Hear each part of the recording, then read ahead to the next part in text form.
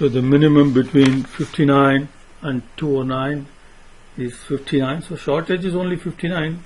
So we produce that and we are done. So no more subcontracting is not needed. Okay. Then shortage is 16 and 171 is the capacity. So we produce the shortage. So here it is that. Now we have shortage of 402, but we have a capacity of only 199. So we have to produce only 199. So here again we have more shortage than the capacity, so we can only produce up to capacity, and same here.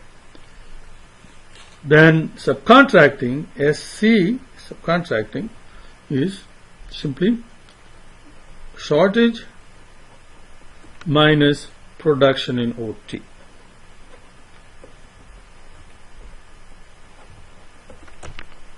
So 59 minus 59, no OT, no OT, no OT. Here we have, no subcontracting, no subcontracting, no subcontracting. So now we have 402 minus 199 gives you 203. 664 minus 209 is 455, and then 340 minus 190 will give you 150. So if you sum this, you get the total number of units that we have to produce in subcontracting. Okay, and sum of this is the total units that we have to produce using overtime. So this is the overtime production, this is the subcontracting production in total. Now let's compute the costs. That is next page. Okay.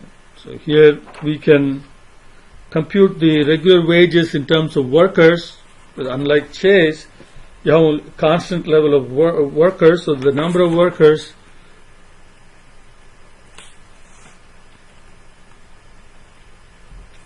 is 38 is the production units per day, and workers can produce at the rate of 5 per day. We calculated that way back, number 1, 5 units per day.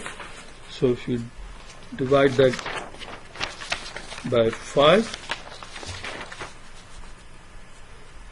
and you get 7.6 workers. So regular wages is 7.6 workers times $80 a day times 124 days. So that is equal to 75,392. Then overtime cost is total overtime production.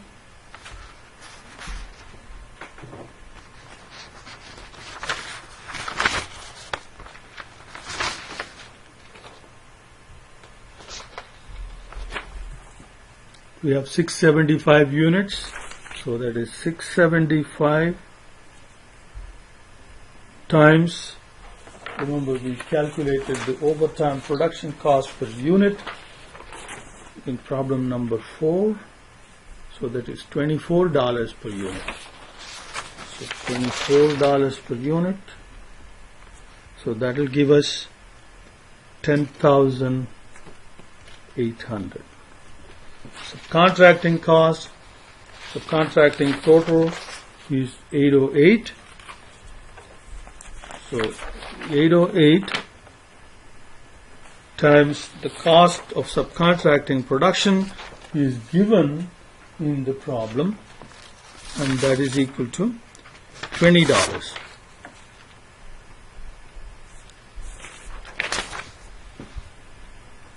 So that will give us a cost of 16,160. Now there is no hiring cost because we went from 40 units, the initial condition of production rate, down to 38. So there is only firing cost.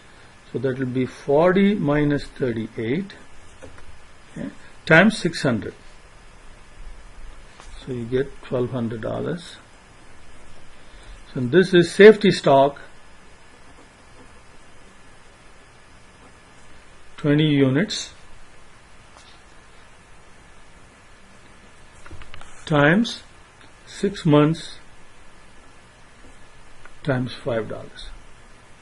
So that would be equal to $600 for a total of 104,152. Now let's compare the costs. Okay, plan 1, that is our level plan. The cost for that was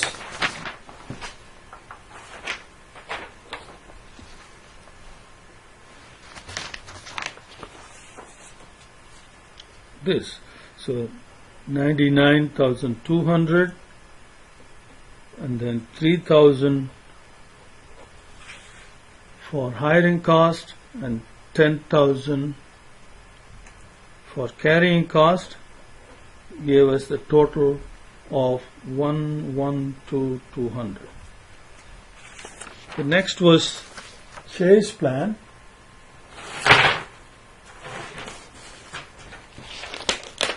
And the Chase plan costs were here. So 99,120, and then 9,300 and 9,600, and then 600 for carrying cost, for a total of 118,620. And then the mixed cost plan, which is right here, 75,392, 10,800, 16,160, 1,200 and 600 for 104,152. So among these three plans, this one is the least cost. This doesn't mean that you have to go with this plan, because you may not want to maintain such a low level of regular capacity at the minimum demand level. So that gives us no room for adjustments, no room for producing in-house. You're dependent upon, any time there is more than the minimum level of demand, you're dependent upon other measures, which may not be a good place to be. So you may want to try, like, instead of setting the production level at 38, instead maybe like 45 or 50, and make up the difference by using overtime and subcontracting. So that may be a better option. So these are different plans that we can develop, and we can compare and contrast and select the one that best suits our requirements, not necessarily the minimum cost.